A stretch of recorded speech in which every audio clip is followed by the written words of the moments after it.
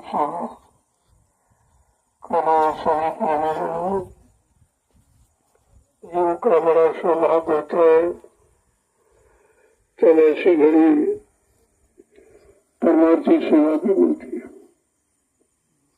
ऐसे सेवा के बारे में बात तो कहा नहीं गया, लेकिन यह परमार्थी सेवा सभी सेवाओं से बड़ी है।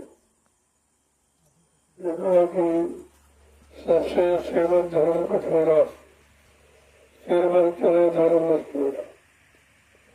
सेवक वही जो करे सेवकाई और करे सो करेंगे।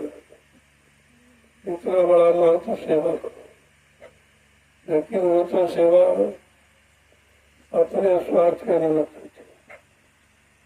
थोड़ा बहुत लोगों को मिला होता है, जैसे परिवार की सेवा, बाल बच्चों की सेवा करते, ये तो आपके स्वार्थ की। समाज और देश की सेवा जो करते हैं उनको भी लोग लालच होता है कुर्सी का, अधिकार का और पद का। लेकिन जो ये संत अपने जो संत महापुरुषों ने सेवा रखी है वो परमार्थी सम्मान से, यानी सेवा से जो करते हैं उनका कोई किसी तरह का लोभ लालच नहीं होता, कोई स्वार्थ उनका नहीं होता है। वो तो केवल हुक्म आदेश का पालन करते, इसलिए उस सेवा का लाभ इतना बड़ा है। जो करेंगे, जो अपने शरीर इंद्रियों से बुरा या पाप कर्म जो भी हो गया उसकी अदायगी हो जाएगी। कैसे हो जाएगी?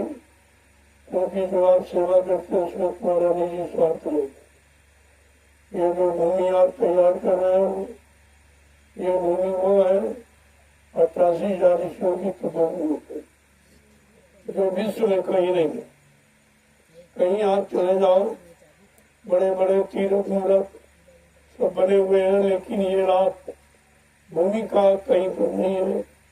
इसलिए गोस्वामी जी महाराज को रामचरितमानस में लिख के बताना पड़ा। ये भूमि वो भूमि है तीर्थ वर नैमिष विख्याता, अति पुनीत साधक सुन जाता। ये नैमिषारण्य तीर्थों का महातीर्थ है, अति पावन पवित्र है। इसका लाभ किसको मिलेगा? कहते पंडा पुजारियों को नहीं, स्वार्थी जो भी लालचियों होगी विलासियों के नहीं, साधक सुखदाता। जब इस भूमि पर किसी संत के साधक नाम की साधना करेंगे उनको इस भूमि का लाभ मिलेगा। यहाँ कितने गांव बस गए, कितने शहर कस्बे बस गए, लेकिन जो लाभ यह 88,000 ईश्वर की तपोभूमि का है वो लाभ किसी को नहीं मिला। उस लाभ को पाने के लिए इसी जमीन का चुनाव किया गया। जमीन तो हिंदुस्तान में बहुत है, कहीं ली जा सकती थी, तो ये जंगल को खरीदा जा रहा।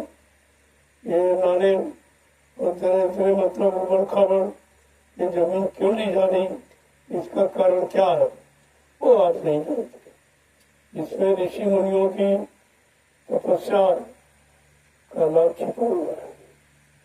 इन जंगलों में, इस भूमि में 88,000 ऋषियों की तपस्या का लाभ छिपा हुआ है। वो लाभ किसी संत के साधक के लिए लिखा, सबको नहीं मिलेगा। खेती करने वाले, मकान बनाने वाले, गांव बसाने वाले, शहर कस्बा बसाने, इनको नहीं मिलेगा। किसको मिलेगा? साधक सुखदाता, साधकों को सुख देने वाली, शांति प्रदान करने वाली, सर्व रोग निवारण ये धरती है, ये ऋषि मुनियों की है। इसलिए धरती का चुनाव किया गया और आप इस भूमि को समतल बना रहे हो। इसके लिए आगे आने वाली पीढ़ी, तो आगे लोग आ रहे हैं करोड़ों की संख्या में, वो इसी भूमि पर बैठकर सुमरन ध्यान भजन करेंगे, सत्संग सुनेंगे, सेवा करेंगे। ये लाभ तुमको मिलेगा क्योंकि व्यवस्था तुम्हारे द्वारा बनाई जाएगी। ये परमार्थी लाभ कहीं नहीं। अभी लोग परमार्थी लाभ जानते ही नहीं है। जब तक संतों के परमार्थी वचन नहीं सुनेंगे, परमार्थी लाभ इनकी समझ में नहीं आएगा। स्वार्थी लाभ तो सब जान गए और स्वार्थ में जुटे पड़े हो, लेकिन जो स्वार्थ तुम्हारे साथ जाने वाला नहीं, अंत समय में तुम्हारे काम आने वाला नहीं है, तुम लेकर जा सकते नहीं हो। इसलिए संत महापुरुषों ने जब कलयुग में वो आए तो उन्होंने रास्ता खोला कि आखिरकार साथ क्या जाए, वो कौन सी चीज, कौन सा सामान, कौन सा कर्म, कौन सी सेवा है जो साथ जाएगी। तब ये परमार्थी श्रमदान सेवा ये भूमिका बनाते हैं। ये ऐसी भूमिका है, इसमें आगे आने वाले भविष्य में लाखों लोग लाभ उठाएंगे। ये छोटा मोटा तुम्हारा परिश्रम नहीं है, इस परिश्रम को कोई लिख पढ़ नहीं सकता। ये तो इतना बड़ा लाभ, इसलिए आपको ये मौका दिया जा रहा। और ये भारत बेचारे को जानते हैं क्या मालूम ये किसकी तैयारी हो रही है, आगे आने वाले किस समय की तैयारी हो रही है, इनको तो मालूम नहीं कुछ। बेचारों को कभी जानकारी मिली नहीं है, किसी ने जानकारी दी नहीं है, कोई परमार्थी शब्द का जानकार है नहीं जो आपको बताएगा, समझाएगा और परमार्थ सेवा कराकर परमार्थी लाभ आपको दिलाएगा। इसलिए जो समय से आप कर रहे हो ये बहुत ही बात। दुनिया के लोग देखते रह जाएंगे, तुम धीरे से अपना काम बना लो। अगर यहाँ के लोग जगह दिए जाए तो तुम्हें बैठने की जगह नहीं मिलेगी, फिर तुमको ये लाभ नहीं मिलेगा, ये सब लाभ लूट ले जाएंगे, तो उनको बाद में रखा। जब कुदरत की मार पड़ेगी तो इसको चुटकी में जाते भागते चले जाएंगे। अभी समझाने बताने से नहीं, जैसे कुदरत ने मार लगाई भागते चले जाएंगे, लेकिन उस समय ये सेवा नहीं मिलेगी, न इस सेवा का लाभ मिलेगा। केवल पछता के रो के आंसू बहा के रह जाओगे। अभी मौका है, अभी समय है, तो तुम्हारी समझ में नहीं आ रहा। क्यों समझ में नहीं आ रहा? विनाशकारी विपरीत बुद्धि, जब जिनका पापों का घड़ा भर गया, गंदे खान पान, गंदे कर्मों का, हिंसा का, चोरी डकैती का, बलात्कार का, झूठ सच कपट बेईमानी का जो गड़ा भर गया है वो फूटने को। जब ये गड़ा फूटने को होता है तो मानव की बुद्धि विपरीत दिशा में चली जाती। जब जैसी हो तप्यता तब तैसी मत हो, काल रेख की लेख को मेट सके देखो। अब तुम्हारी बुद्धि पर पत्थर पड़ गया है, तुम्हारे पापों का घड़ा भर गया है, तो अच्छी सच्ची नेक भली बात जिसमें तुम्हारा हित और लाभ है तुम्हारा समझ में नहीं है। महापुरुष बराबर दया करते ही रहते, वो तो समय मौका सबको देते। उनके यहाँ कोई गरीब अमीर नहीं, कोई छोटा बड़ा, कोई पढ़ा लिखा अनपढ़ नहीं है, कोई स्त्री पुरुष नहीं। उनके यहाँ तो एक जीवात्मा का रिश्ता है, वो सबके साथ समान रूप से होता है। जीवात्मा की कोई जात पात नहीं होती है, क्योंकि वो परमात्मा का, न परमात्मा की जाति है कोई, न जीवात्मा की जाति है, न कोई संत महात्मा की जाति। ये जातियों में नहीं बने होते, ये जाति बंधन से बहुत दूर। ये सिर्फ मानव जाति को सर्व सुख और शांति प्रदान करने आते हैं और वो अपना काम निरंतर करते ही रहते। तुम्हारे मानने न मानने पर वो अपना काम न शुरू करते न बंद करते, क्योंकि उनको मालूम है ये काम इंसानों के बस का नहीं। इसलिए तुम्हारे सहारे कोई काम उन्होंने शुरुआत नहीं किया है। अब ये उनकी दया कृपा है जो तुमको इसका भागीदार बना रहे, तुमको हिस्सा दे रहे हैं कि तुम भी परमार्थ में अपनी कमाई कमा लो जो तुम्हारे साथ जाएगी या तुम्हारे द्वारा किए गए पाप कर्मों को मिटाएगी। इसलिए मौका दिया जा। जो कर लेगा लाभ उठाएगा, नहीं करेगा तो पछताएगा। और कुदरत छोड़ने वाली है नहीं, वो तो सख्त सजा देगी। वो तो महात्मा अभी तुम्हारे पर दया बरसा रहे हैं, तुम्हारे सिर पर बरद हस्त रखे हैं, इसीलिए तुम बच रहे हो। तुम समझते हो हम अपने पर पौरुष से बच रहे, और जिस दिन वो अपना हाथ खींच लेंगे तो कुदरत तो अपना फैसला करने को तैयार ही बैठी। कुदरत है तैयार खड़ी, आगे मुसीबत पड़ी पड़ी, वो तो तैयार खड़ी है तुम्हारे पाप कर्मों की सजा देने के लिए। लेकिन महात्मा दयालु होते हैं, किसी तरह से तुम बच जाओ, सही अच्छे नेक बड़े कामों में लग जाओ, और जो किया है उसकी माफी करा लो। वो तो सब तरफ से तुम्हारी मदद ही करने आए हैं, और मदद करते हैं और करते रहेंगे। वो अपना सिद्धांत कभी बदलते नहीं, और लोगों को चाहिए कि समय का लाभ उठा ले। समय से जो जागता है चेत जाता है, और समय से महापुरुषों संत महात्माओं की बात को मान लेता है, वो समय का बुद्धिमान व्यक्ति है। वो अपना सारा काम बना लेता है, भूल चूक की माफी भी करा लेता है, पाप कर्मों की माफी करा लेता है, और अपने आगे का रास्ता साफ कर लेता है। इसलिए तुम सबको ये सोचना चाहिए, तुम कितने बड़े भाग्यशाली तो इस जंगल में आए हो। ये जंगल ये तपोभूमि है, ऋषि मुनियों ने जो तपस्या की है इसी भूमि पर। ये 84 कोस की परिक्रमा, जिसका अर्थ किसी ने आपको बताया नहीं है, ये 4 खान 84 लाख नरकों की योनियों से छुटकारा पाने ये धरती है। यहाँ पर जब कोई संत महापुरुष आएगा वो तुम्हें इनसे छुट्टी दिलाएगा, वो 4 खान 84 लाख नरकों की योनियों से मुक्त कराएगा। नहीं तो 84 कोस गिनती में दौड़ते भागते रहोगे, लेकिन 4 खान 84 लाख नरकों की योनियों से छुटकारा नहीं मिलेगा। वो इससे छुटकारा थोड़ी मिलता है। पैदल चलो, घूमते रहो और दौड़ते रहो, चक्कर मारते रहो, इससे चक्कर नहीं खत्म होता। तो जो संत महापुरुषों ने रास्ता निकाला, जो नाम की कमाई का रास्ता उन्होंने दिया है, वो भी कलयुग में जगाए नाम था, अन्य युगों के नाम से नहीं।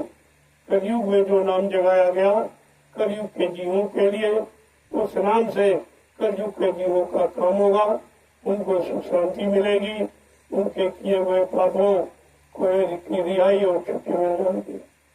तो आप ऐसी भूमि पर आए हो, बड़ी लगन के साथ सेवा करो। कोई आए ना आए, कहे न कहे, लेकिन तुम अपनी सेवा में मुस्तैदी के साथ, क्योंकि सेवा का अर्थ कुछ और, इस सेवा का अर्थ मजदूरी नहीं है, इस सेवा का रुपए पैसे धन दौलत सामान नहीं है, मान सम्मान अधिकार नहीं है। इस सेवा का अर्थ है परमार्थी लाभ, परमार्थी लाभ जो शायद कोई जानता है।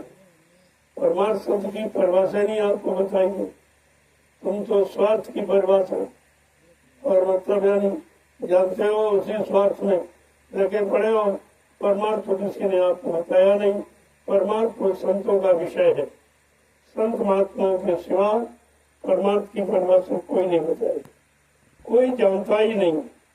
इसीलिए सब स्वार्थ में लगे, कोई परिवार के स्वार्थ में, कोई समाज के स्वार्थ में, कोई देश के स्वार्थ में, कोई गद्दी के स्वार्थ में, कोई पद के लालच में, यानी मतलब इसी स्वार्थ में लगे, और ये स्वार्थ तुम्हारे साथ जाएगा नहीं, ये तो यही रह जाएगा। जो ये परमार्थी सेवा कर रहे हो, ये तुम्हारा साथ देने वाले। जब बुरे पाप कर्मों से माफी मिल जाएगी, रास्ता साफ हो जाएगा, फिर आपको कोई रोक टोक नहीं सकता।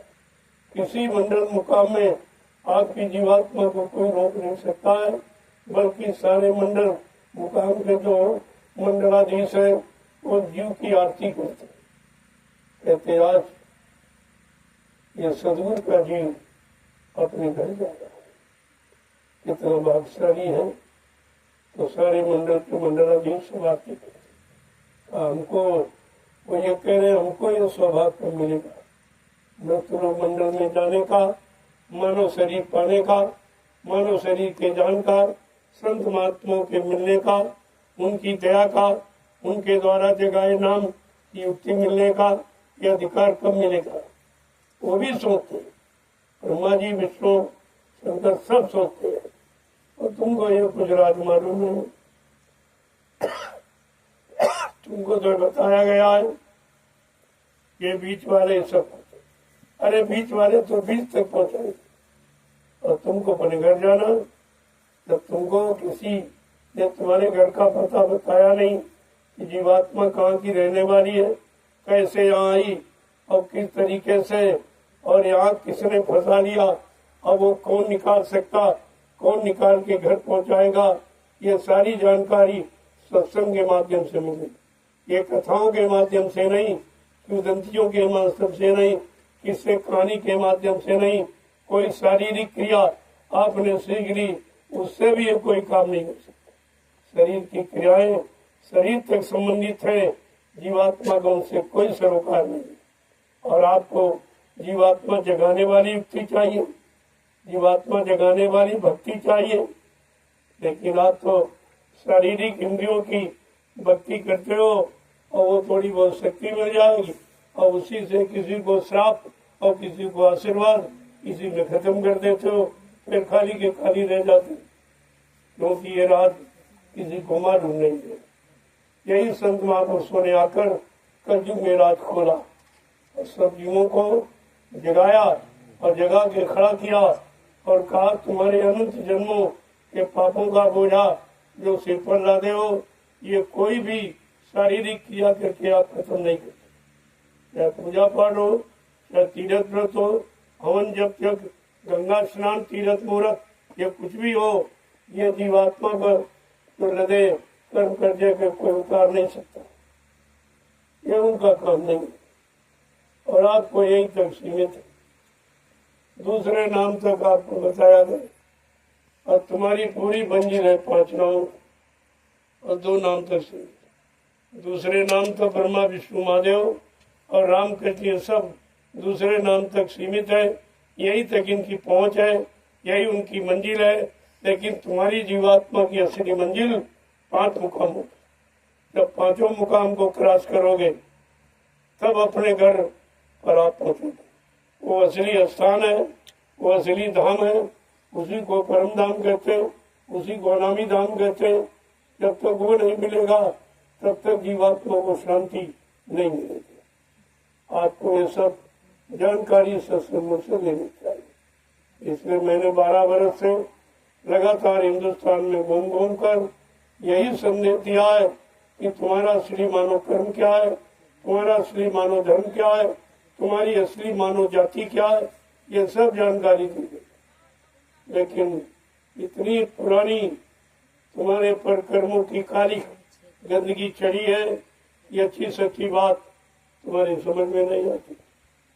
इतनी ज्यादा गंदगी में तुम विपायमान हो गए कि आपकी समझ में नहीं आ रहा कि अच्छा सच्चा रास्ता था। रास्ता सरल है, लेकिन लोगों ने इतने झंझट और झगड़े लगा दिए और इतनी अटकलें और बाधाएं लगा दी कि आप उस तरफ जाना ही नहीं चाहते, जाना पसंद ही नहीं करते, जबकि रास्ता सीधा। वहां जाने के लिए कोई कठिन रास्ता नहीं है, बीच के रास्ते अटकलें हैं, ये बाधाएं हैं, ये सब रोकेंगे। यानी भाई क्यों ऊपर जा रहे हो, यही तक सब कुछ है, ये बहकाने वाले हैं बीच में, इन्हीं को ठग खा गया। ये सब बैठे हुए और ये लोगों में आपको रोक लेंगे। अगर सतगुरु का जीव नहीं है तो सतगुरु की शक्ति का पावर नहीं है, नाम का पावर उसके अंदर नहीं है, नाम दान की शक्ति नहीं है, तो उस जीव को ये सब रोक लेंगे। अगर नाम पावर है तो ये सब झुक जाएंगे, प्रणाम करेंगे सतगुरु के जीव की आरती को कि आज सौभाग्य से सतगुरु का जीव अपने घर जा रहा है। हम लोग यहीं पड़े हैं, यहीं भोग रहे हैं। जाने का मौका कब मिलेगा, कब मृत्युलोक में जाने का मौका मिलेगा, कब मानव शरीर का मौका मिलेगा, कब मानव शरीर के जानकार संत महात्मा फकीर मिलेंगे, उनकी दया मिलेगी, उनके द्वारा जगाए नाम का आधार मिलेगा, नाम की शक्ति मिलेगी, नाम की भक्ति मिलेगी, तब हम मुक्ति पाकर अपने घर जा सकेंगे। ये सब जानकारी आपको रखनी चाहिए।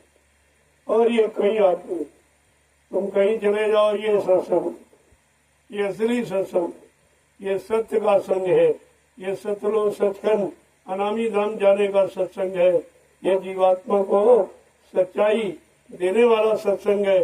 इसलिए सत्संग की आवश्यकता कलयुग के जीवों के लिए अति अनिवार्य है।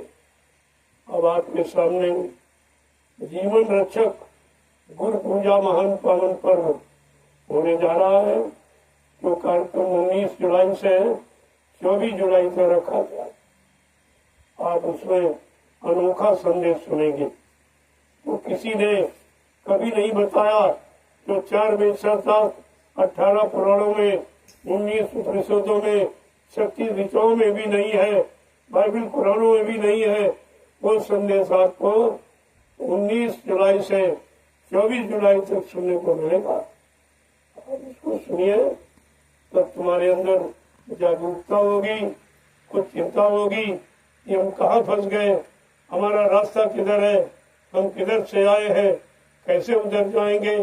ये जानकारी तब आपको होगी, तब आपको पछतावा होगा, चिंता होगी आखिरकार हम अपने सच्चे रास्ते पर कब चलेंगे। ये तो जितने रास्ते हैं ये सब अटकाने वाले 4,84 लाख नरकों की योनियों में बार बार जन्म और मरण ये दिलाने वाले हैं, ये तो घर पहुंचाने वाले रास्ते नहीं। जब सत्संग सुनोगे तब आपकी समझ में सच्चाई का ज्ञान होगा, सत्य का ज्ञान होगा, सतलोक सचखंड अनामी धाम की महिमा तुम्हारी समझ में आई। जय गुरुदेव, जय गुरुदेव, जय गुरुदेव, जय गुरुदेव, जय गुरुदेव। जय गुरुदेव। प्रेमियों के युग में जब संत पधारे, उन्होंने सत्संग की चर्चा की। उन युगों में कथा वार्ता सुनाई जाती, शुभ कर्म करने की। शुभ कर्म से क्या होता है? मान मिलता है, सम्मान मिलता है, सामान मिलता है, और भजन करने से भगवान मिलता है। ये दोनों रास्ते अलग हैं। अब तुम्हें सोचना चाहिए कि भगवान से मिल रहा है कि सामान और सम्मान से मिल रहा है। ये निर्णय तुम्हें लेना चाहिए, क्योंकि सामान और सम्मान ये जितना भी ये काल माया का, ये तुम्हारे साथ जाने वाला नहीं है, तुम्हारे अंत समय तक काम आने वाला नहीं है, तुम साथ लेके नहीं जा सकते हो। लेकिन जो भजन का रास्ता संत महापुरुषों ने रखा है वो तुम्हारे साथ जाने वाला है। ये नाम की कमाई तुम्हारे साथ जाए, दाम की कमाई यही छूट जाए। अब ये दाम मिला है तो उसे परमार्थ करना है। ये धन परिवार के पालन पोषण के लिए और धर्मार्थ के लिए मिला। ये बेजून खर्ची, ये अखाद्य पदार्थों में, ये व्यभिचार उपचार में, ये गंदे कर्म करने के लिए नहीं मिला। नहीं तो माया भी आपको सजा देगी। माया भी खुश होती है जब माया को किसी धर्मार्थ में लगाया जाता, परमार्थ में लगाया जाता। वैसे तो इस समय सब दुरुपयोगी कर रहे, शराब में तो धन बर्बाद कर रहे, मांस वगैरह में तो बर्बाद कर रहे, झूठ चकवन बेईमानी में, घूस और रिश्वत में, मार और काट में, यानी मतलब इसी में तुम्हारा सारा धन जा रहा, इसकी सजा अलग मिलेगी। ये माया के लोक में जीवात्मा पहुंची है, तुम माया सजा देगी। तो नहीं, मेरा गलत जगह प्रयोग किया, गंदे कामों में प्रयोग किया, गंदे कर्मों में खर्च किया, तो वो भी सजा आपको देगी। क्योंकि माया भी मिली है तो परिवार का पालन पोषण और समाज देश की सेवा, इसके लिए और दोनों काम कर लो तो आपका कर्म खत्म हो जाएगा, कर्जा खत्म हो जाएगा। ये दोनों काम करने के लिए मिला है। लेकिन अभी तक ये सत्कर्म के बारे में किसी ने आपको बताया ही नहीं कि माया का खर्चा कहाँ करना, प्रयोग कहाँ करना चाहेगा, क्योंकि माया भी आपको एक अच्छे काम के लिए मिली। कोई जरूरी कि तुम माया पाके बुरे ही काम करो, धन पाकर बुराई खान पान करो और बुरे कर्म करो, इसके लिए तो नहीं मिलेगी। अरे भाई अच्छे काम के लिए और अच्छे कर्म के लिए तो भी आपको मिली है, लेकिन कितने लोग यानी हिंदुस्तान के विश्व में ऐसे हैं जो माया का सदुपयोग करते, सब बुरे कामों में करते, सब बुराइयों में बर्बाद करते। यह जाए सजा पर आत्माएं, इनकी जीवात्माएं अभी हजारों बार नरकों में जाएंगी, बेचारी पछताएंगी, रोएंगी, कहेंगी संत महापुरुषों का दर्शन दीदार नहीं मिला, वो उनको मिले नहीं, उनकी दया मिली नहीं, तो मतलब यानी कितना पश्चाताप होता। और आपको मिला तो आपकी मन नहीं समझती, आपको भी पहचान नहीं, आप भी जानकारी नहीं कर पा रहे हो, लेकिन धीरे धीरे ये जबरदस्ती आपको सेवा में लगाया और आपको अभी सेवा का शारीरिक लाभ भी दिया जाए। तमाम तरह की बीमारी जो लाइलाज दवा डॉक्टर में दकीम नहीं ठीक कर सकता है, वो परमार्थी सेवा का काम करेगी। लेकिन आते जाते ये नहीं एक बार आए लाभ मिल गया तो दूसरे करने के बाद फिर जब मैं ब्याज किया आपको देना पड़े, वो मैं ब्याज का आपका लागू हो जाए। इसलिए आते जाते रहो, जहाँ संबंध जोड़ते हो, अगर साथ दूसरा न जाओ तो सब रिश्ता ही टूट जाता है। लोग कहते तुम रिश्ता चुराना नहीं चाहते, और तुमने ये कितना बड़ा रिश्ता परमार्थ का जोड़ा है, आत्मा परमात्मा के मिलन का, तो इस रिश्ते को कोई महत्व नहीं देते थे। कभी आए कभी नहीं आए, कभी गायब हो गए सारों नहीं आए, तो रिश्ता ऐसे रहेगा, ऐसे रिश्ता मजबूत रहेगा, ऐसे भाव विचार तुम्हारे मजबूत रहेंगे और तुम मजबूती से टिक पाओगे और लाभ प्राप्त कर पाओगे। ये सब समझना चाहिए।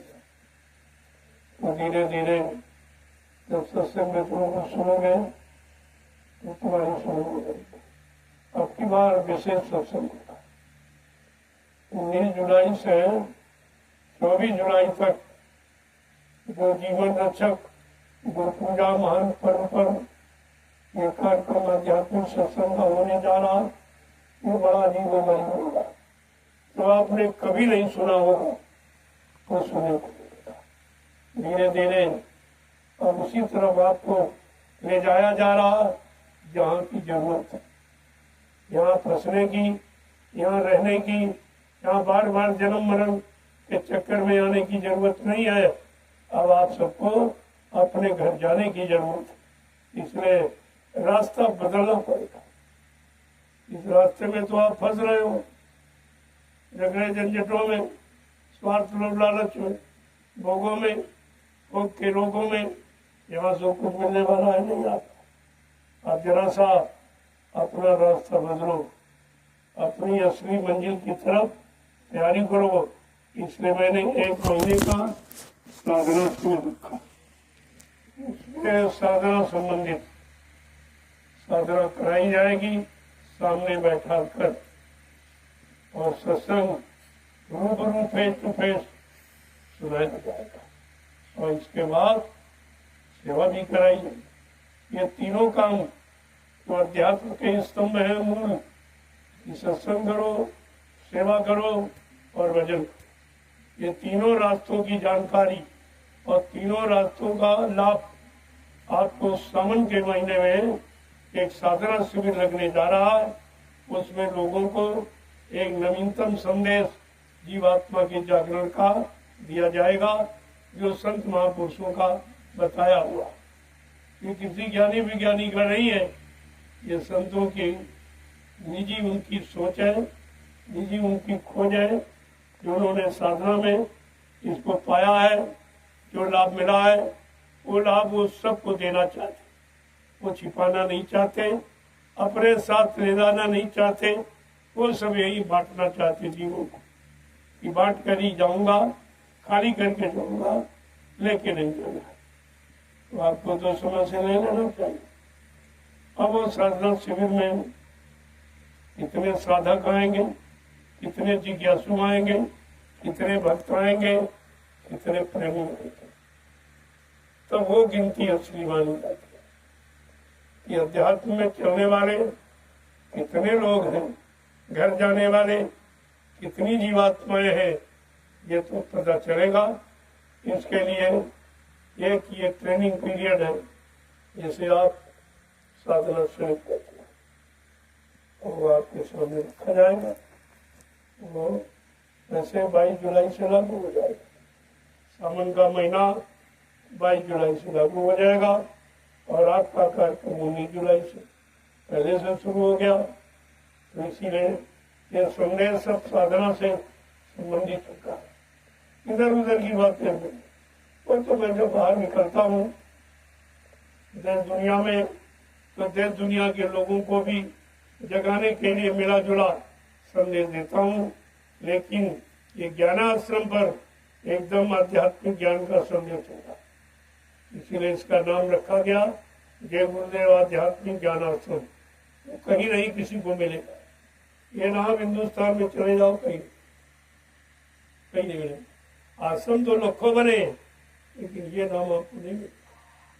इसलिए तीनों आश्रमों का नाम बिल्कुल निराला है और आपको ये समझना चाहिए।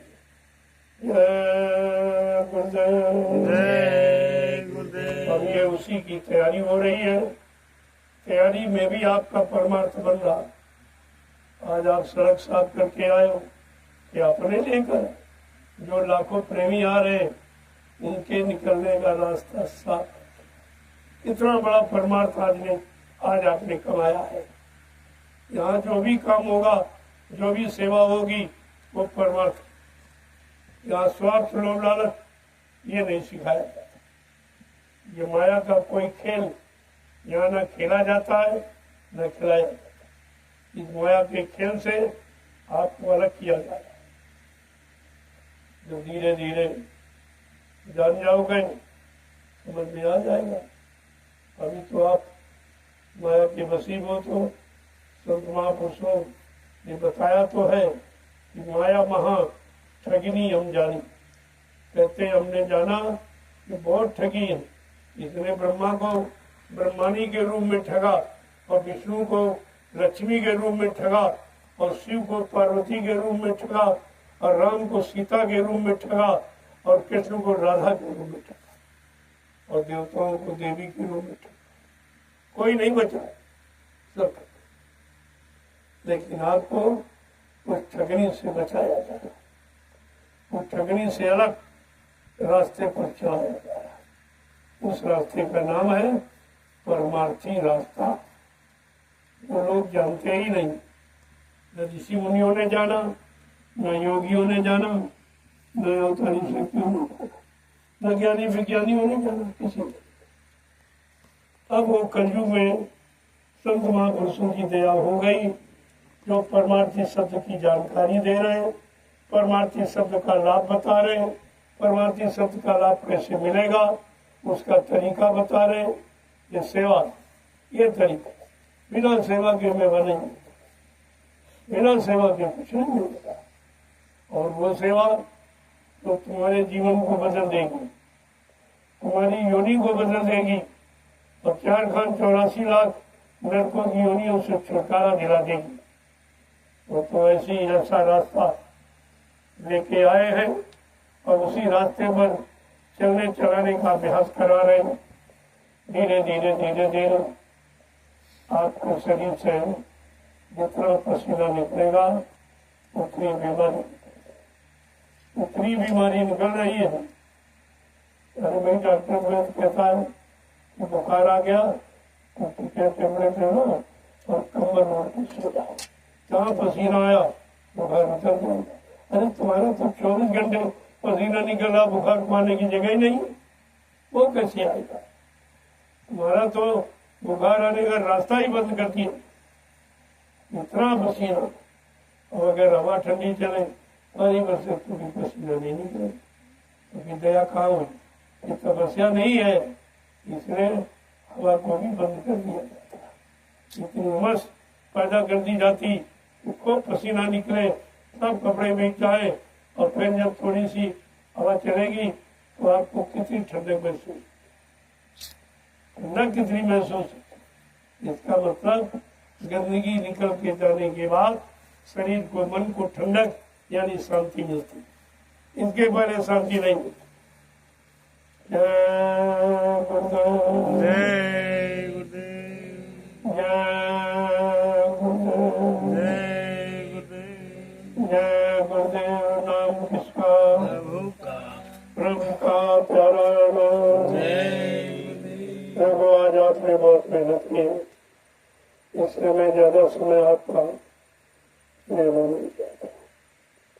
वैसे आप पूरे दिन परमात्मा शानदार सेवा करके आए हो, लाखों लोगों के आने का रास्ता आपने बनाया। सब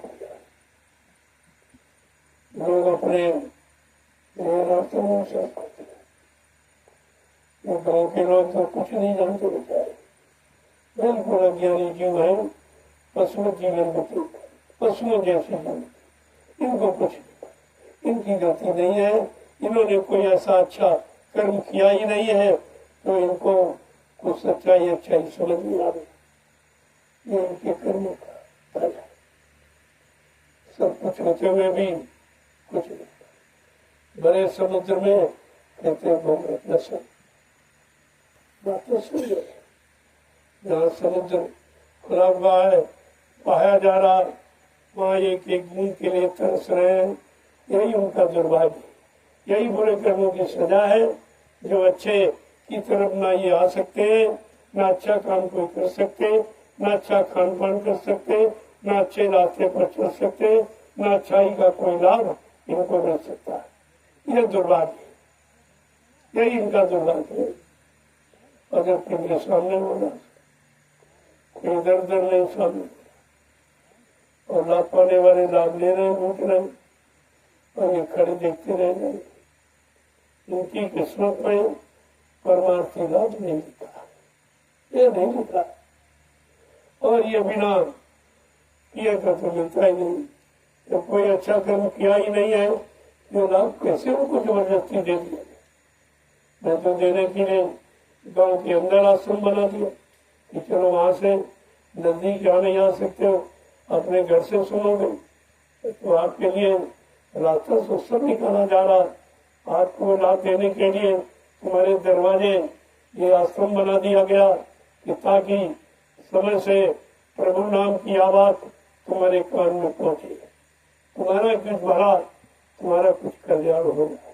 लेकिन अगर किस्मत में नहीं तो फिर नहीं, तो नहीं मिलेगा, क्योंकि होनी होनहार बलवान, इसे कोई मत मानो झूठा। जो आपने किया है वो होनी है, वो होके रहेगी।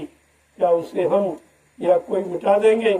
मिटा तो सकते हैं, लेकिन तो हमारी बात नहीं मानो, हमारी बात नहीं सुनोगे, हमारे अनुसार अपनी करनी नहीं बनाओगे, तो हम भी क्या कर सकते।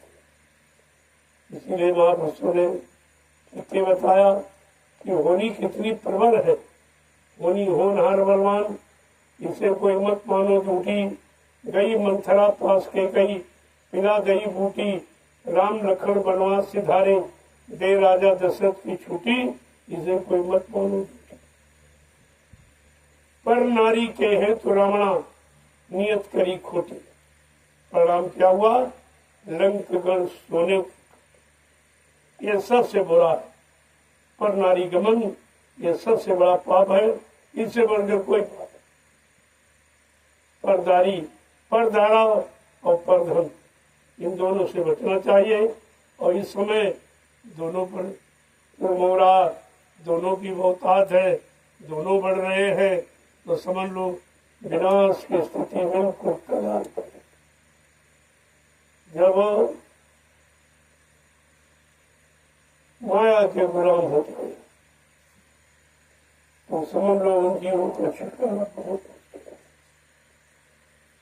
जब अहंकार गरुड़ गुमान अंदर प्रवेश कर जाए तो ये विनाश की तरफ ले जाने की स्थिति। आज ये सब देखिए, इसी की हर जगह जगह जगह पर लड़ाई झगड़े, जगह जगह पर मतलब यानी अवसर बुरे शब्दों का वाणी से प्रयोग करना, जबकि वाणी प्रभु के नाम के उच्चारण के लिए मिली है और ये कहाँ लगा रहे हैं, तो सजा नहीं तो क्या ही है। इनको फिर क्या फिर कभी मानव शरीर मिलेगा? नहीं। मानव शरीर वाले भी कर्म इनके पास, ये तो पशुओं वाले कर्म कर रहे हैं, इसीलिए पशु योनि में बार बार जन्म मरण होता रहेगा। उनकी उम्र कम होती है, बार बार मर गए, 18-20 साल, फिर मर गए, फिर पैदा, फिर मरे, फिर मैदा, यानी जन्म मरण से इनको कभी छुट्टी नहीं मिलेगी। जय गुरुदेव। जय गुरुदेव। अब आप लोग धीरे धीरे 25 जलिया भी डालो, आप तब आओगे। 25 जलिया प्रेम डालकर आइए और प्रसाद ले लीजिए। ये 5-25 का अभियान ये सबसे महत्वपूर्ण है, क्योंकि आप थकी हुई अवस्था में, और थकी अवस्था में जब कोई आदेश दिया जाए, उनका जो पालन करता है वो असली सेवा बन जाती है। जैसे गरीबी में जो सेवा देता है वो सेवा करता है। और तुमको 10 लाख 20 लाख दे दिया गया और 1 लाख तुमने लौटा दिया, तो 19 लाख तो भी हमारा ही तो होने पर तुमने हमको दिया ही था। इसलिए गरीबी में मालिक की करीबी हासिल होती है। इसलिए संत मत दीन गरीबी का गहना, दीन गरीबी संत मत का गहना, जिसने पहन लिया वो पिया के घर जाएगा, वो प्रीतम के घर जाएगा, वो प्रीतम से मुलाकात करेगा। इस बात को आपको ध्यान में रखना चाहिए। इसलिए भक्त को, गुरु भक्त को, गुरु प्रेमी को हमेशा गरीबी का, जब गरीबी आएगी गरुड़ गुमान घुमंड अपने आप समाप्त हो जाएगा, अपने आप चला जाएगा। क्योंकि जब गरुड़ गुमान रहता है तभी अकड़ रहती, तभी क्रोध आता, तभी आपके अंदर हरे को सताने की, दाबने की, लड़ने झगड़ने की भावना रहती। इसलिए संत महापुरुषों ने अपने भक्तों को दीन और गरीब रखा। कहा दीन गरीब इधार तेरे भले की कहूँ, मान प्रतिष्ठा छोड़ तेरे भले। ये दोनों चीजें अगर जिसने ये गहना पहन लिया उसको तो कोई रोक ही नहीं सकता, उसके पिया पी तुमसे मिलने से उसे कोई नहीं। जय गुरुदेव। जय गुरुदेव। अब आप ये 25 जलिया का अभियान पूरा कर लो और आ जाओ आज की सेवा का जो प्रसाद करो। सेवा के बाद जो प्रसाद मिलता है वो दवा का काम होता है, असली दवा है। तो इससे कोई कष्ट मुसीबत आपके पास नहीं हो सकती, लेकिन सेवा से ऊपर जाओगे तो फिर दया से ऊपर। सेवा से ही दया। सेवा सेवा 3 बार बोलो क्या होता है? सेवा सेवा से जिससे मालिक मिल जाए, जिस सेवा से मालिक मिल जाए वो असली सेवा। चलो प्रेमियों, जल्दी से प्रेम प्रसन्नता उत्साह के साथ ये 25 जलियां जानिया, इसमें 20 तुम्हारी 5 हमारी, क्योंकि मैं तो बुढ़ा हो गया और ये सेवा हमारी से नहीं हो पाती। वैसे मैंने बहुत सेवा किया, ये मथुरा समय से नहीं बना, बहुत सेवा, उतनी सेवा तो आप कर नहीं सकते। 12-12 घंटे लगातार घोड़ा चलाया है और जलिया डोई है। इतने बड़े बड़े यानी गड्ढे जिसमें हाथी डूब जाए, इतने बड़े बड़े गड्ढे पाटे गए हैं। ये मथुरा आश्रम ऐसे नहीं बना, बड़ी मेहनत से। आश्रमों का निर्माण मेहनत से होता है, इसीलिए उनका नाम आश्रम, अपना परिश्रम, प्रेमियों का श्रम परिश्रम से तैयार कराया जाता है, इसलिए उसका नाम आश्रम रखा जाता है। ये सब आपको ध्यान में रखना चाहिए। जब किया तब आपको करा रहा हूँ, क्योंकि करके मैंने उस लाभ को जाना है, तब आपको लाभ पाने की युक्ति बता रहा हूँ कि लाभ पाने की सच्ची युक्ति यही सेवा, इसके अलावा कुछ अजन्म अजन्म भी कलयुग में तुम्हारे से हो नहीं सकता। तुम्हारा मन भी शांत नहीं, मन भी शुद्ध नहीं, शरीर भी शुद्ध नहीं, इंद्रियां भी शुद्ध नहीं, खान पान भी शुद्ध नहीं, बोली भाषा भी शुद्ध नहीं, विचार भी शुद्ध नहीं, लिहाजा भजन नहीं हो सकता। भजन गंदगी में नहीं होता है, शुद्धता में, निर्मलता में, चरित्रता में ही भजन होता है।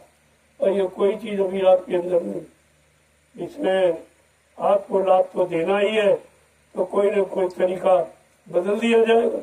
चलो वो कठिन लग रहा, तो ये तो सरल है कि आप मिट्टी सिर पे रख के जा सकते। ये सबसे सरल, ये मिट्टी नहीं है, ये तपोभूमि है।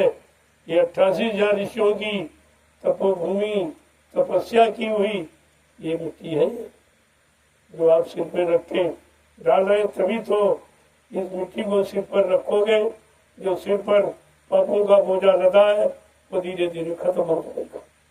ये मिट्टी वो काम करेगी। मिट्टी तो दुनिया में सब मिट्टी मिट्टी है, लेकिन ये मिट्टी कुछ नहीं मिट्टी। इसलिए आपको यहाँ लाया गया। ये जंगल झाड़ी आपको साफ कराया जा रहा, ये बड़े बड़े नाले आपके सिर पर मिट्टी रखकर आपने इनको बंद कराया जा रहा। ये छोटी मोटी सब जो इंसानों के बस की नहीं। तभी मैं आपसे कहता हूँ, ये काम नहीं इंसान का, ये काम है प्रभु का। प्रभु की दया तुम्हारे पर हो रही, इसलिए तुम्हारे अंदर शक्ति आ गई है, सेवा भाव आ गया, तो तुम ये काम कर रहे हो। ये तुम्हारे बस का भी नहीं था। बिना दया के कुछ नहीं कर सकते। ये दया ही आपसे काम ले रही है। दया आपको शक्ति प्रदान कर रही, आपको बल प्रदान करती है, तब आप सेवा में लगो। जय गुरुदेव।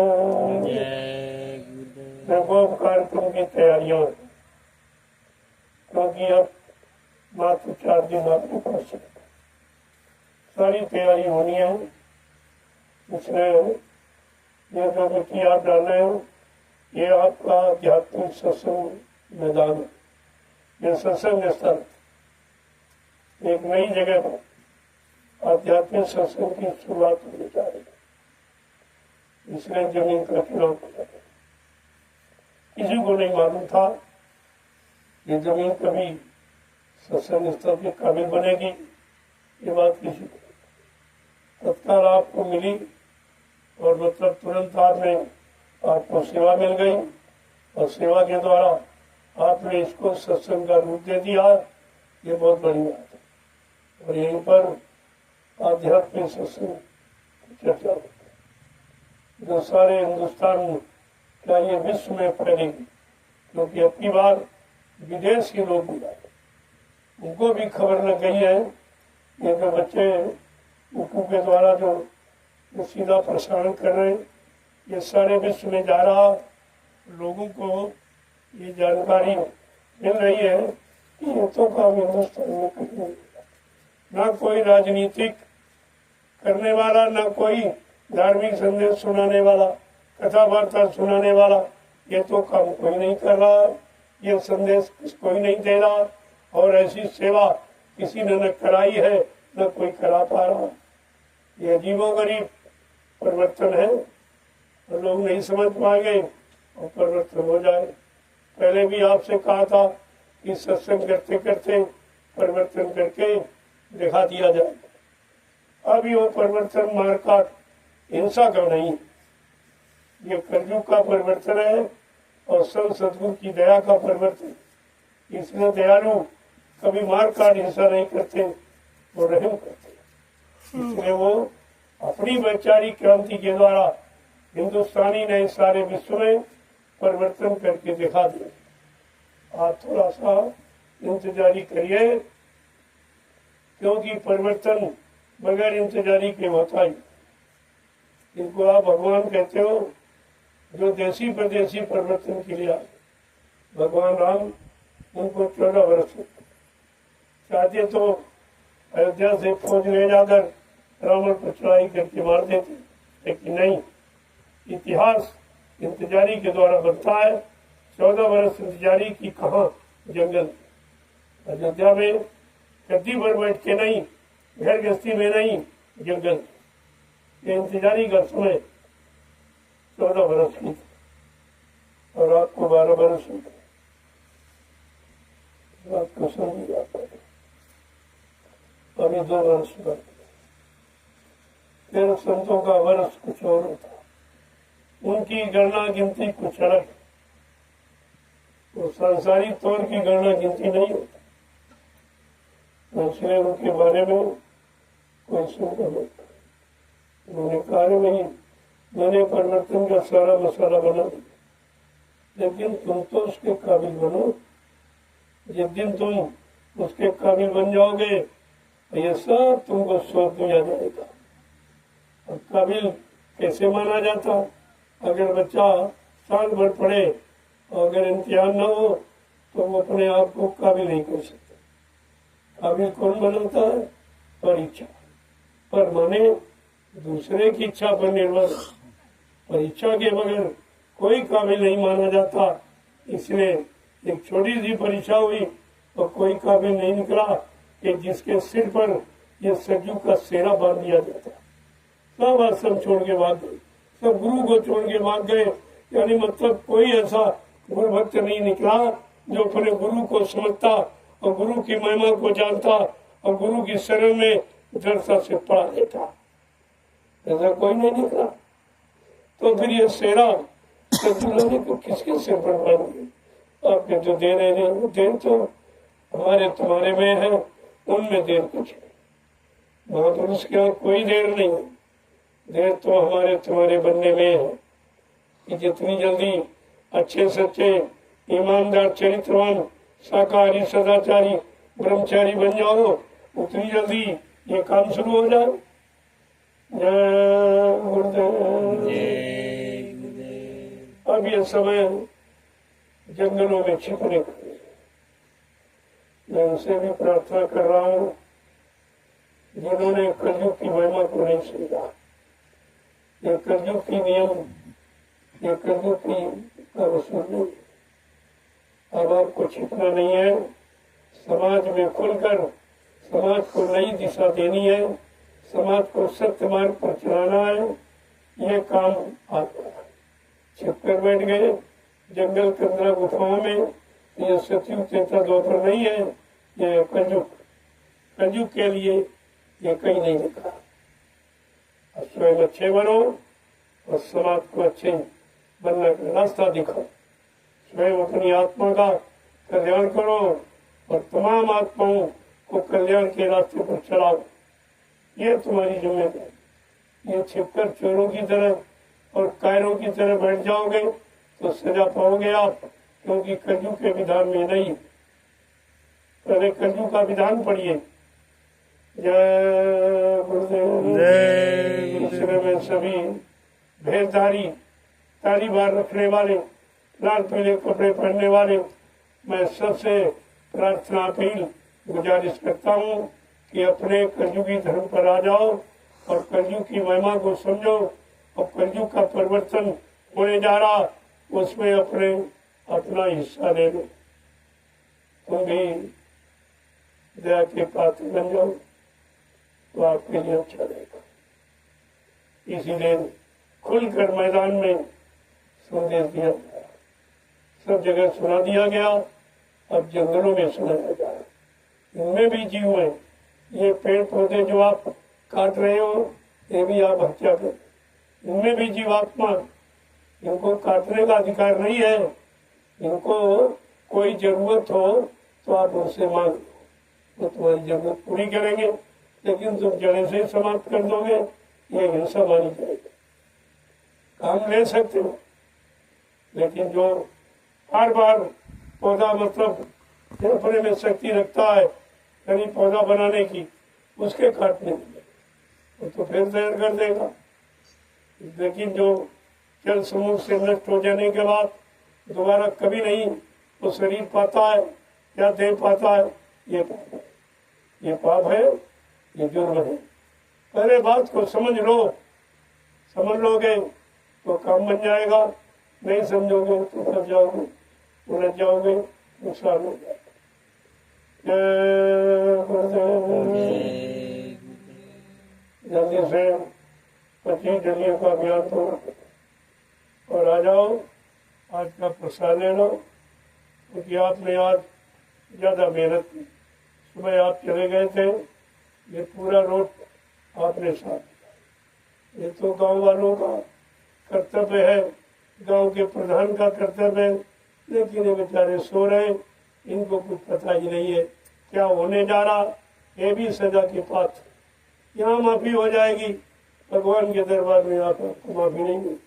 आपको अधिकार दिया गया, आपको जिम्मेदारी दी गई। एक जिम्मेदार होकर अगर तुम कुछ नहीं कर रहे हो तो फिर तुम्हें सजा मिली। जब यात्री कहीं से गुजरते हैं तो लोग उनका रास्ता साफ करते, उनके रास्ते पर पानी छिड़कते, महिलाएं उस रास्ते को अपनी धोती के आंचल से साफ करते। ये प्रथा है हिंदुस्तान की, ये धार्मिक लोगों की पहचान है। लेकिन तुम्हारे जैसे राक्षस तो कहीं कहीं पैदा होते हैं। पहले एक ही राक्षस था, अब तो कोई गिनती ही नहीं, क्योंकि धर्म के रास्ते में एक बाधक था रावण, इसका तो विनाश हो गया। अब तो इतने रावण हैं, घर घर हैं, गांव गांव, यानी कितने राम होने चाहिए जो इनका विनाश हो। लेकिन अब की बार वो विनाशकारी राम नहीं है, वो दया देने वाला, वो उद्धार कल्याण करने वाला। इसलिए कलयुग की महिमा अनोखी है। जय गुरुदेव। जय गुरुदेव।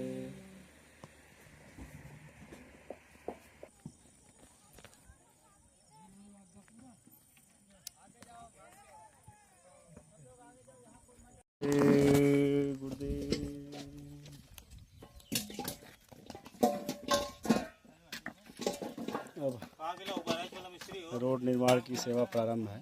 प्रेमी धीरे धीरे अपने वाहन से आ रहे हैं। राष्ट्रीय कार्यक्रम ये गुरु पूजा का महान पावन पर्व 19 जुलाई से 30 जुलाई तक रखा गया है। बारिश से ये रास्ते खराब हो चुके हैं, बड़ी गाड़ियां नहीं आ पाएंगी, इसलिए इसमें ईंटों के टुकड़े डालकर रास्तों को मजबूत किया जा रहा है कि अपने प्रेमियों के वाहन आराम से अपने आश्रम पे आ सकें। ये सभी प्रेमी भाई रोड निर्माण सेवा में लगे हुए हैं सुबह से ही।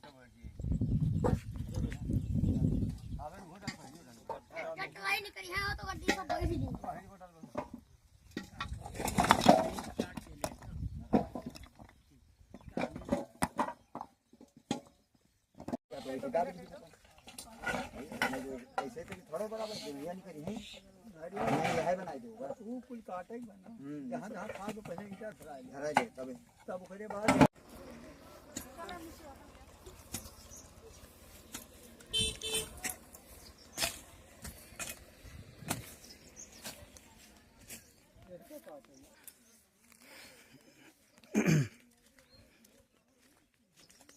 दोपहरी की धूप में, कड़ी धूप है, सभी प्रेमी भाई बहन